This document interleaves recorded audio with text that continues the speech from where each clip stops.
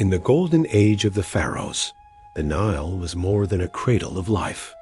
It was the laboratory for the most advanced military technology the ancient world had ever seen.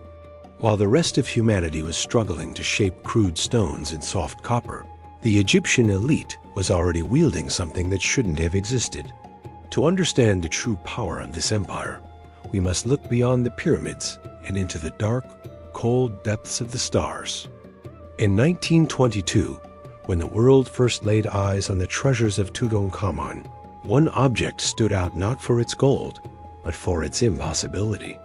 A dagger forged from a metal so pure and resilient that it defied the archaeological timeline of the Bronze Age. It was a silent anomaly, a riddle wrapped in linen. But modern scans revealed a truth more haunting than any curse. The blade was extraterrestrial. It was forged from a meteorite, iron fallen from the sky. In the eyes of the Egyptians, this wasn't just a curiosity. It was divine intervention. They called it Bayan Pata, the metal from heaven. But this celestial iron was only the beginning of a clandestine arms race that transformed the pharaoh's army into an unstoppable force. While the history books tell us that the Iron Age began centuries later, the Egyptian military was already experimenting with high-heat metallurgy in composite materials and secret workshops. They weren't just soldiers. They were the first true military engineers. They understood that to dominate the land, they had to dominate the elements. The secret arsenal of the pharaoh was built on a foundation of precision and mystery. Consider the Egyptian bow, a weapon often underestimated by modern observers. This wasn't a simple piece of wood. It was a composite masterpiece made of layered horn, wood, and sinew, glued together with secret adhesives that could withstand the brutal heat of the desert. This technology gave the Egyptian archers a range and piercing power that no shield of the time could stop. It was the sniper rifle of the ancient world. But the true genius lay in how they integrated this firepower with their most terrifying invention, the war chariot. Most people imagine a chariot as a heavy wooden cart. In Egypt, it was something entirely different. It was a high-speed interceptor. The pharaoh's engineers developed a complex suspension system using leather thongs and flexible wooden frames, allowing the chariot to skim over the jagged desert terrain at speeds that would have shattered any other vehicle. They used heat-treated woods and imported materials from the furthest reaches of the known world to create a platform that was light, fast, and deadly. It was a platform for the elite, a caste of warriors known as the Marianu, who were trained from birth to operate these machines with surgical precision. But why go to such lengths? Why invest so much into technology that seemed thousands of years ahead of its time? The answer lies in the shadows of the First Intermediate Period, a time of chaos and invasion. The Egyptians realized that survival depended on overwhelming technical superiority. They turned their civilization into a massive military-industrial complex. Every temple, every granary, and every mine was a gear in a machine designed to produce the most sophisticated weaponry on Earth. They guarded these secrets with a religious fervor.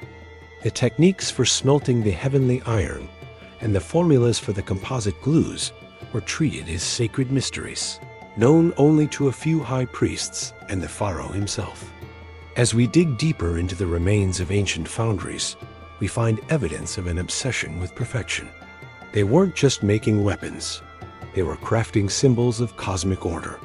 A sword wasn't just a tool for killing. It was a fragment of the stars, a manifestation of the pharaoh's role as the protector of Mut. This psychological edge was just as important as the physical one. Imagine being a tribal warrior from the Levant or a nomad from the south, facing an army that moved faster than the wind, firing arrows that could pierce bronze, and wielding blades that never broke and never rusted. To them, the Egyptians weren't just men. They were gods wielding the fires of the firmament. Yet there is a darker side to this technological leap. The hunger for these materials, the tin, the copper, the rare woods, and the meteoritic iron drove the pharaohs to expand their borders with a ruthlessness that defined the new kingdom. The pursuit of the heavenly metal led to the first recorded instances of state-sponsored resource wars. The Egyptian military machine required constant fueling, and the secret arsenal was the key to unlocking the riches of distant lands. But as they climbed higher into the realm of advanced engineering, they were also setting the stage for a cataclysmic fall. The more complex the machine, the more fragile it becomes. As we analyze the chemical composition of the artifacts found in the royal tombs, we see a level of purity that suggests a lost understanding of the molecular structure of metals. There are traces of alloys that should not have been possible with the tools we believe they had. This raises a haunting question. Did the Egyptians discover a shortcut in the evolution of technology? And if so, where did that knowledge go? Was it buried with the kings in the Valley of the Silence? Or was it intentionally destroyed to prevent it from falling into the wrong hands during the Great Collapse? The Ato-I ends here, leaving us at the threshold of the greatest military expansion in human history, led by kings who believed they were armed by the gods themselves. But as we will see in the next chapter, even the weapons of heaven cannot protect an empire from the treachery of men. Aqui tens o ato tu, the industrialization of death. Neste capítulo, elevamos a escala. Passamos da tecnologia individual a daga e o arco para a criação da primeira verdadeira máquina de guerra organizada da história.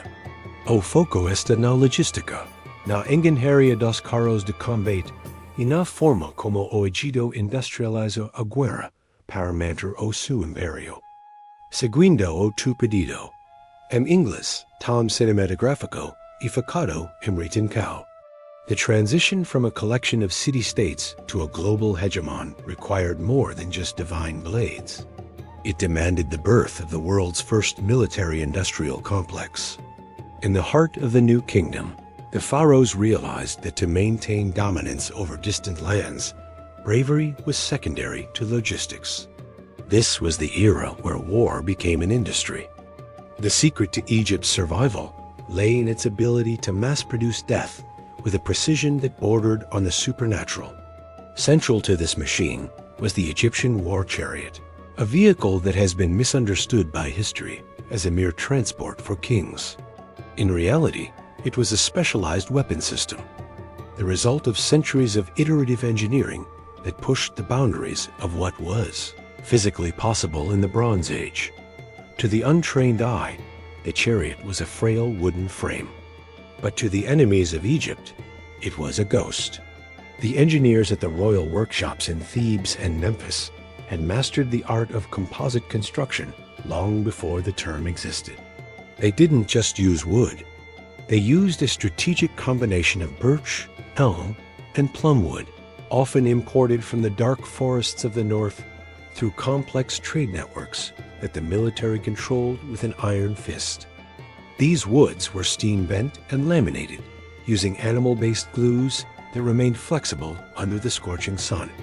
The result was a platform that weighed less than 30 kilograms, but could carry 2 fully armed warriors through the chaos of a battlefield at 30 miles per hour. This wasn't just a carriage. It was a stabilized firing platform. The genius of the Egyptian chariot lay in its axle placement. While their rivals, the Hittites, placed the axle in the center of the chariot for stability, the Egyptians moved it to the very rear. This seemingly minor adjustment changed everything. It turned the chariot into a highly maneuverable, ultralight interceptor capable of making sharp, high-speed turns without flipping. It allowed the archer to stand on a flexible leather mesh floor that acted as a shock absorber, granting him the stability to fire a composite bow with lethal accuracy while moving at top speed. It was the first instance of mobile artillery in human history. The Marian knew the elite chariot corps were not just soldiers. They were highly paid technical specialists, the pilots of the ancient world. They studied ballistics, horse psychology, and high-speed maneuvers in academies that were as rigorous as any modern flight school. But a weapon system is only as good as its fuel. For the Pharaoh's war machine, that fuel was horses specifically, a breed of desert stallion that was bred for endurance and temperament. The Egyptian state managed massive stud farms, where every animal was cataloged and trained with the same obsessive detail as the weapons they pulled. This was the first time in history that we see a centralized state controlling every aspect of military production, from the mining of copper in the Sinai to the cultivation of specific woods and the breeding of elite animals. It was a total war economy. The sheer scale of this operation required a bureaucracy of scribes and overseers who treated the archive of war as a holy text. They tracked every arrow, every chariot wheel, and every pound of grain with cold, calculated efficiency. As the empire expanded, so did the ambition of its engineers. They began to experiment with psychological warfare on a massive scale. The pharaoh's chariots were adorned with gold and electrum, not just for vanity, but to dazzle and terrify the enemy. Imagine the sight of 1,000 chariots charging across the plains of Megiddo, the sun reflecting off their metallic scales, creating a wall of blinding light.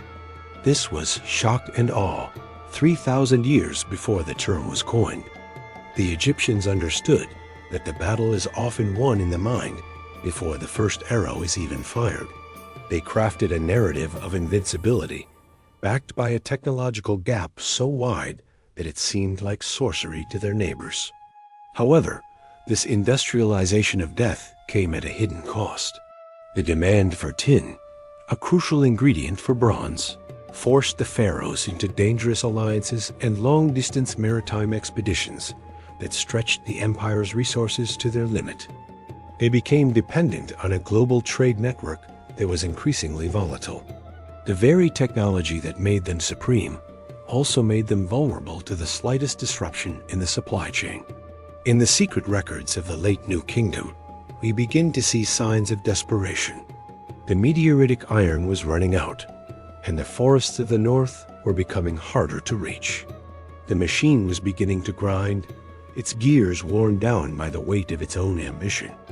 Deep within the temple laboratories, there are hints that the Egyptians were attempting to create even more radical weapons to maintain their edge.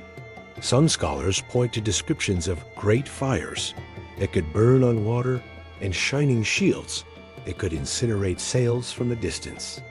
While these accounts border on the legendary, they reflect a historical reality.